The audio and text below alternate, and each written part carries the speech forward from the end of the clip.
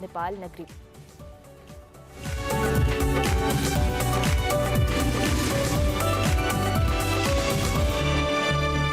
निकले तेरी तलाश में हम गुफ्तगू कर रहे हैं नेपाल नगरी पे। तार साहब का एक सफ़रनामा नेपाल के हवाले से, नेपाल के देश के हवाले से, उसके पहाड़ों के हवाले से, उसकी सकाफ़त के हवाले से, उसके लोगों के हवाले से, उसकी तारीख़ के हवाले से बहुत ही खूबसूरत सरज़मीन है और बहुत ही खूबसूरत जो तज़किरा है वो नेपाल नगरी की सूरत में तार साहब ने जो सफ़रनामा लिखा वो हम तक पहुँचा। आप भी नेपाल नगरी जिन्होंने नहीं पढ़ी हुई वो ज़रूर पढ़ें। नेपाल नगरी के हवाले से तार साहब के साथ हमने बहुत सारे उनसे सवालात किए इस सफ़रनामे के हवाले से और वही सवालात का जो सिलसिला है वो अभी जारी है।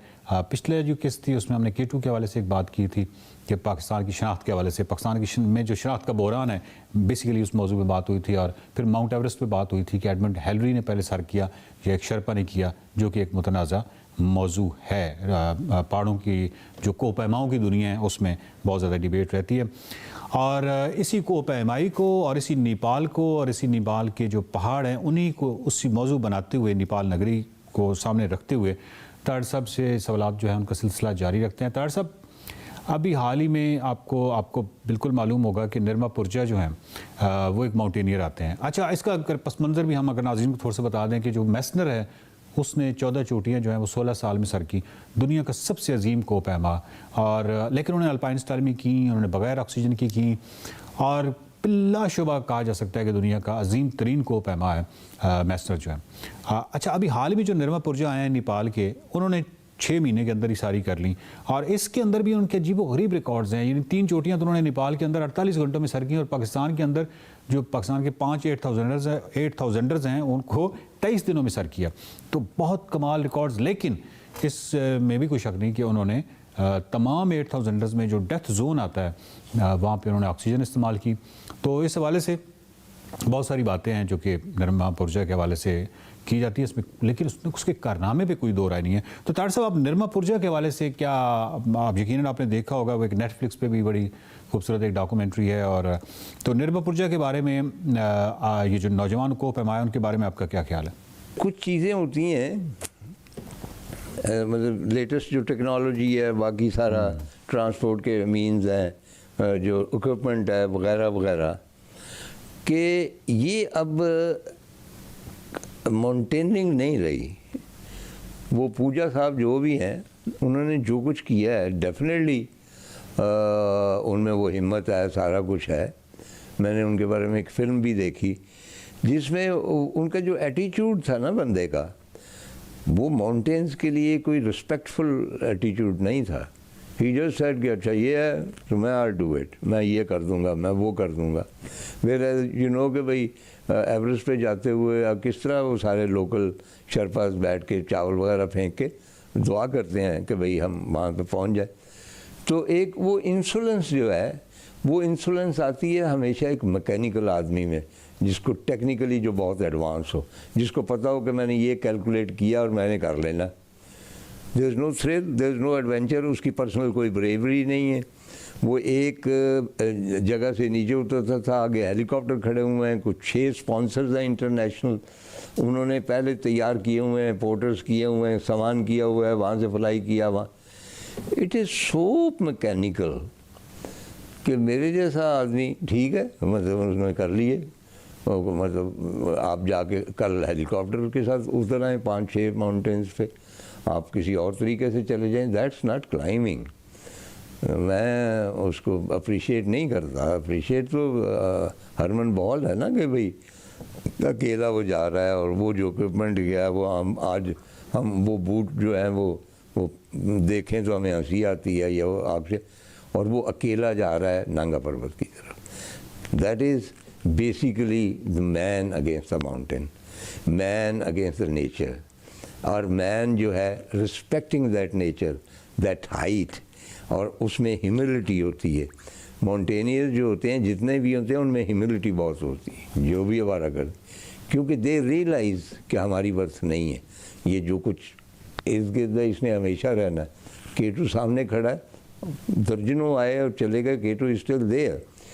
तो जब तक वो ह्यूमिलिटी ना हो, जब तक वो सरनगू ना हो कुदरत के मोजज़ों के आगे, मैं उसको फिर वो एक मैकेनिकल कॉम्प्लीमेंट ये समझता हूँ। डॉक्टर साहब, जो नेपाल का सफ़रनामा है, तो जब आप नेपाल की तरफ कसद किया सफ़र का, तो आपके पहले से ज़हन में था कि नेपाल के हवाले से मैंने सफ़रनामा लिखना है, या नेपाल ने आपको इतना मुतासिर किया उसके कल्चर, उसकी लैंडस्केप ने, कि फिर यानी उसने नेपाल ने मजबूर किया कि आप सफ़रनामा लिखें नेपाल पर? तो ये जो नेपाल के हवाले से जो सफ़रनामा है, तो ये कब बेसिकली आपके जहन में आया कि इस पर एक सफ़रनामा लिखना चाहिए? बुनियादी तौर पे तो ये है कि भाई जो भी चीज़ें एक्साइट करती हैं मुझे, उसको मतलब है कि मैं बयान करना चाहता हूँ। दास्तान गो हूँ ना, छोटी सी बात भी हो तो उसका दिल तो चाहता है ना कि वो दास्तान बयान करे। लेकिन नेपाल का जो मैंने अर्ज़ किया कि कल्चर जो था, उसका आर्किटेक्चर जो था, वो उनके लोगों का धीमापन जो था, और जिस तरह वो ज़िंदगी शांत गुजार रहे थे, they looked satisfied, they are not very comfortable जी। और बहुत ज़्यादा मैंने अर्ज़ किया कि भाई वो पूरा साइज ज़िंदगी नहीं है, बुनियादी तो टूरिज़म पे ही है उनका। और जब भी ये हुआ है कोविड वगैरह का, तो सबसे ज़्यादा फ़र्क उन्हें पड़ा, क्योंकि उनकी ऑलमोस्ट टोटल इकॉनमी जो थी वो एवरेज पे बेस करती थी। और उसके बाद मैं आइंदा तज़किरा करूँगा भक्तापुर का, जो पुराना शहर है। इट इज़ अमेजिंग सिटी, या चंद एक मंदिरों का।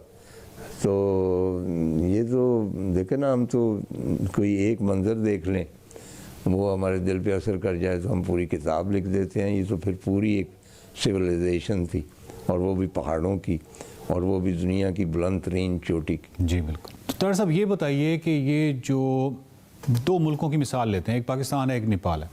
नेपाल के अंदर हम देखते हैं कि जब भी वो वेदर के वाले से विंडो ओपन होती है, तो वहाँ पे एक लाइन लग जाती है माउंट एवरेस्ट को जो सर करने वाले माउंटेनियर्स हैं, और जो बेस कैंप्स पे जहाँ तक आपकी नज़र जाती है खैमे लगे हुए हैं। नेपाल ने बहुत सारा इंफ्रास्ट्रक्चर इस अंदाज से डिज़ाइन भी किया और डेवलप भी किया है कि बहुत सारे सयाह जो हैं इंटरनेशनल, वो बहुत ज़्यादा तादाद में आ रहे हैं। अब ये नहीं, अगर हम कंपैरिजन पाकिस्तान के साथ करें। तो दूसरी तरफ जो है एक डिबेट ये भी है कि माउंट एवरेस्ट को जिस तरह उन्होंने कमर्शियल बनाया है, उसकी बनिस्बत होना इस तरह चाहिए जिस तरह के पाकिस्तान में पहाड़ हैं, कि उनको ओरिजिनल रहना चाहिए। अच्छा, ओरिजिनलिटी में प्रॉब्लम ये है कि फिर सियाहत के फ़रोग में कुछ रुकावटें आती हैं। दूसरी तरफ जो है वहाँ पे नेचर जो है वो डिस्टर्ब होती है। अच्छा, इन दोनों मॉडल्स को अगर हम सामने रखें तो आप किसके हक में हैं? यानी आप क्या समझते हैं कि फिर उसको ओरिजिनल रहना चाहिए, या सयाहों की और को पैमाओं की सहूलत के लिए उसमें एक इंसानी दखल अंदाजी जो है वो ज़रूरी है? एक्चुअली पाकिस्तान में तो हमारी नालायकी की वजह से फ़रोग नहीं होता ना। ठीक है। आपको पता है कि इस साल कोई भी एक्सपीडिशन नहीं आई। ये मतलब अखबारी इतला है, कोई चोरी छुपे पहुंच गया हो तो और बात है, क्यों नहीं आई, I don't have to go into details. अब उन्होंने वो जो सिलसिला कमर्शियल क्लाइंबिंग का शुरू किया हुआ है, तो हम जैसे तो वैसे आइडियलिस्ट होते हैं ना, उस तरह दुनिया उस तरह तो नहीं होगी जिस तरह हम सोचते हैं कि ऐसी हो। हम तो यही सोचते हैं ना कि आज से तकरीबन 40 साल पहले जब मैं हुंजा गया था और लोगों के दर खुले थे और लोग फराख दिल थे, अब भी हैं, और कोई जगह उजाड़ पड़ी थी, होटल नहीं थे, और वो जो एक बेदरेग खूबसूरती थी जिसके अंदर आप एग्जिस्ट करते थे, और धुआं नहीं था लैंड रोवर्स का, और लोग नहीं थे, या इसी तरह फेरी मेडोज़ पे, तो वो तो ऐसा मुमकिन नहीं है। लेकिन उसको ऑर्गेनाइज तो किया जा सकता है ना। यानी आप जिस तरह भूटान ने किया जी। अब भूटान ने मतलब है कि आई डोंट थिंक कोई इतनी फैंटास्टिकली ब्यूटीफुल प्लेस है हमारे नॉर्थ के मुकाबले में, लेकिन उन्होंने ये किया है कि जनाब आप पहले तो वीज़ा इतने का आएगा, उसके बाद रोज़ाना आपको पता नहीं $200 या $300 देने पड़ेंगे गाइड के। चुनांचे उसका इतना एक्सपेंसिव उन्होंने कर दिया है कि मौजूद चंद लोग आते हैं, और उन्होंने कैलकुलेट कर लिया है कि अगर हम इस तरह करेंगे तो पोल्यूशन नहीं होगी, वो उनका कल्चर हम पे इफेक्ट नहीं होगा, हमारे कल्चर को नहीं, और पैसे हमें उतने ही मिल जाएंगे, बजाय इसके कि मतलब है कि आप 1 लाख टूरिस्ट जो आएँ और वो गन बजा के चले जाएं। बेहतर नहीं कि 1000 आएँ और उतनी ही उनसे चार्ज करें। ये फ़ीसें अगर बढ़ा देते हैं, या यहाँ पे तो खैर नहीं, लेकिन एवरेस्ट का चाहिए कि भाई ये जो है ना, मुझे वो बेहुरमती लगती है ना, पहाड़ों की लाइन लगी है, 150 बंदा। बिल्कुल।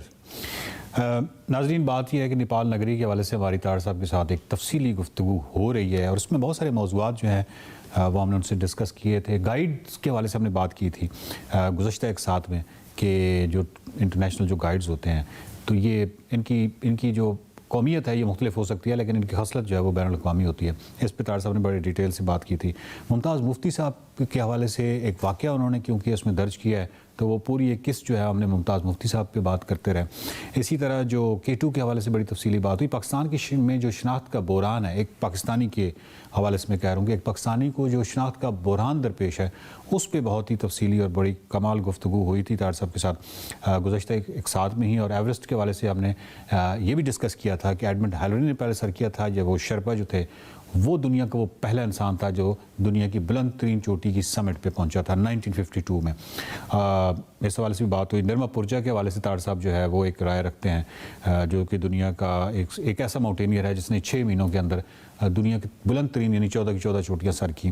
तो नेपाल जो है उसके हवाले से हमें गाइडेंस मिलती है, एक रहनुमाई मिलती है कि नेपाल जो है उसने सियाहत के शोबे में कैसे तरक्की की और हम जो है वो पीछे क्यों रह गए। जबकि पाकिस्तान जो है वो कुदरती फयाजियाँ जो हैं उसमें कोई शक नहीं है कि कुदरत जो है वो बहुत फयाज वाक़या हुई है। किसी जगह पे कुदरत ने बुखल नहीं किया, बुखल किया है तो हमने खुद किया है। बहुत सारी गफलतें हैं, बहुत सारी गफलतों की तवील दास्तानें हैं। तार साहब से रहनुमाई लेते रहेंगे और नेपाल नगरी के हवाले से गुफ्तगू का सिलसिला जारी रखेंगे। अगले हफ्ते फिर मुलाकात होगी। देखते रहिए निकले तेरी तलाश में।